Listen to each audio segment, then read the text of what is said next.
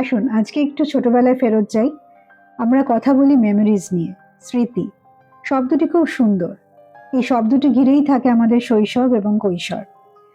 আপনাকে যদি এখন বলা হয় যে আপনার প্রথম ৩ বছরের কোনো অভিজ্ঞতা আমাদেরকে একটু বলুন, তাহলে দেখবেন যে সেরকম ভাবে কিন্তু কিছুই মনে পড়ছে না। একে বলা হয় হচ্ছে ইনফ্যান্টাইল অ্যামনেশিয়া। এটির পেছনে কয়েকটি সায়েন্টিফিক রিজনস থাকে। একটি বাচ্চা যখন জন্মায় তখন তার যে ব্রেনের পোর্শনটা, যাকে হিপোক্যাম্পাস বলা হয়, যেটি স্মৃতি ধরে রাখতে সাহায্য করে, সেটি কিন্তু পুরোপুরি রেডি থাকে না। সেটি তৈরি হয় হচ্ছে বিভিন্ন এক্সপেরিয়েন্সেসের মাধ্যমে এবং র্যাপিড নিউরন সৃষ্টি হয়, এবং তার ফলে যেটি হয় যে পুরনো সংযোগগুলি ছিন্ন হতে থাকে। দ্বিতীয় হচ্ছে ভাষার অভাব। যেহেতু আমরা ছোট থাকি তাই আমাদের ভোকাবুলারি অনেক কম থাকে, তাই আমরা লং টার্ম মেমোরি ক্রিয়েট করতে পারি না। আরেকটি হচ্ছে নিউরোজেনেসিস। এত র্যাপিড হারে সেলস তৈরি হয় যে পুরনো সেলসে জমে থাকা তথ্যগুলি ঢাকা পড়ে যায়। যদিও আমি খুব আনসাইন্টিফিক ওয়েতে বা খুব সিম্পল ওয়েতে কথাটা বললাম, কিন্তু এটা কিন্তু খুব কমপ্লিকেটেড প্রসেস। তো তাহলে আমরা কি ধরে নেব যে আমাদের ফার্স্ট 3 ইয়ার্সের কোনো প্রভাব আমাদের জীবনে পড়ে না? সেটি কিন্তু একদমই না। এই সময়তে আমাদের যে মেমোরি তৈরি হয় তাকে বলা হয় ইমপ্লিসিট মেমোরি।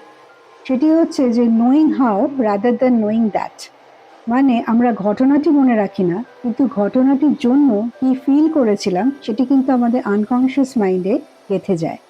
যেমন ধরুন আপনার টয়লেট ট্রেনিং কিভাবে হয়েছিল, সেটি কি খুব হার্শ ছিল না যেটি খুব আপনাকে সুন্দরভাবে করানো হয়েছিল? বা ধরুন কোনো ঘটনায় আপনি খুব ভয় পেয়েছিলেন কিনা বা ভালোবাসা পেয়েছেন কিনা বা আপনার শৈশব আনন্দে কেটেছে কিনা, সেটি কিন্তু আনকনশিয়াস ওয়েতে আপনার মনে গেঁথে যায় এবং পরবর্তী জীবনে সেটি ফিরে আসে ট্রিগার অথবা গ্লিমার হিসেবে।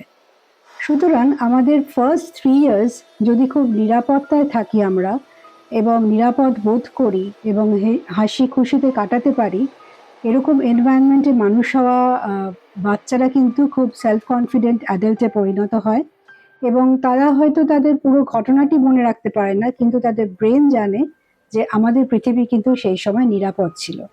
সুতরাং আমরা যখন এবার আমাদের বাচ্চাদের মানুষ করব, এটা যেন আমাদের খেয়াল থাকে যে ফার্স্ট 3 ইয়ার্স যেন তারা নিরাপদ বোধ করে এবং তারা যেন ভালোবাসা পায়।